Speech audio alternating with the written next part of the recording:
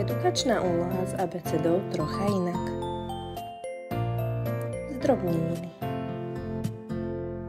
Z krabičky vyberieme ľubovoľné kartičky.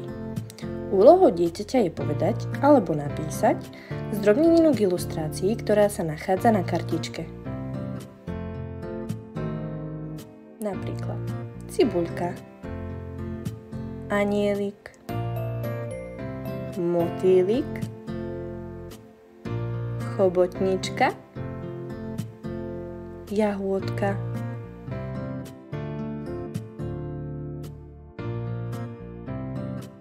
Použiť môžete aj grafomotorickú aktivitu. Dieťa si na výkres nakreslí malého motýlika a veľkého motýla, pričom pri obrázky napíše ich pomenovanie.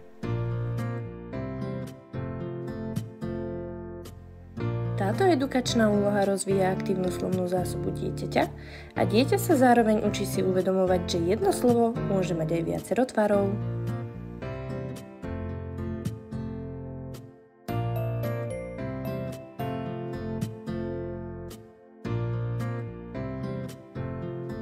Veľký je motýl a malý je motýlik.